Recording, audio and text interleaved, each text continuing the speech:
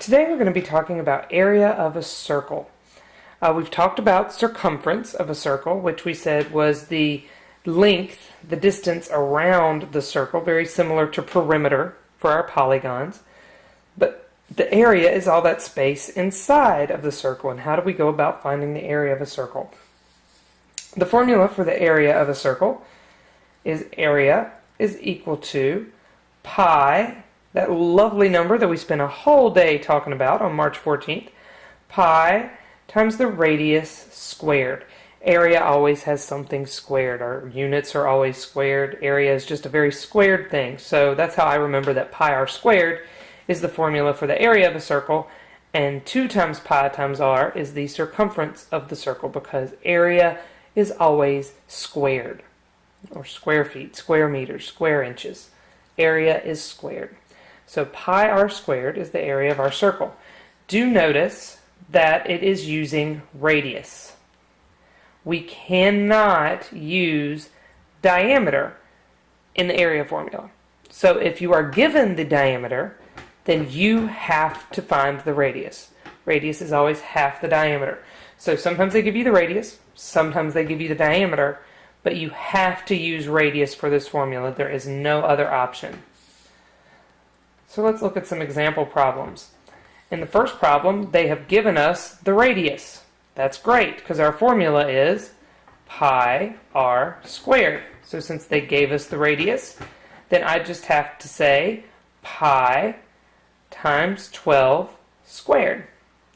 Now, if you're lucky and your calculator just has a pi button, that makes all of these computations super easy. We're just going to do pi times 12 squared, and we are going to get approximately 452.39 centimeters squared. Area always has to be squared. We've got to get used to that. Here we were saying 12 centimeters times 12 centimeters, centimeters times centimeters is centimeters squared. Do notice you're going to get decimals when dealing with pi. Our rule of thumb, round to 2 decimal places. That works out well. It's a good default thing to fall back on. Number 2, they did not give us the radius. In fact, they gave us the diameter all the way across. My formula is pi r squared. I have to have the radius. So the first thing I'm going to do is take 37 inches and I'm going to cut it in half because I've got to find the radius. So 37 divided by 2 means that my radius is actually going to be 18.5 inches.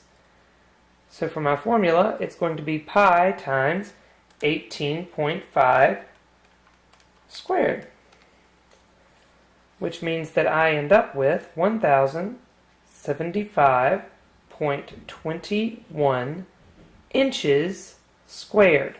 Whatever my units were for area, it always turns out to be units squared. Now for number 3, this is a fabulous example of a standardized test question. Tests like EOCs, EOGs, SATs. With circle problems, they know that there's not that many ways to throw them at you. They can give you the radius or they can give you the diameter. So this is an interesting way to give you that information that you're not used to seeing, is a circle inscribed inside of a square.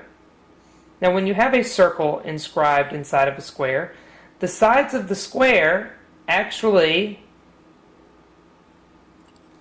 are the distance all the way across the circle. So if this side is 18 feet, then this little line right here that goes through the center of my circle must also be 18 feet, and we call that a diameter.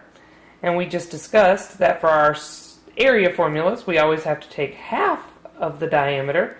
So our radius for this problem is actually going to be 9 feet. So that's how they try to get interesting and keep you on your toes when you're trying to do circle problems, because it's so mundane that it's radius and diameter over and over again. Sometimes they'll try to do it in a little more interesting way. So our formula again is pi r squared. So we're going to do pi times 9 squared. I'm going to type that in my calculator, pi 9 squared, and we end up with 254.4 0.47 feet squared. And again, square feet is perfectly acceptable in that situation. And so this is how we find area of a circle.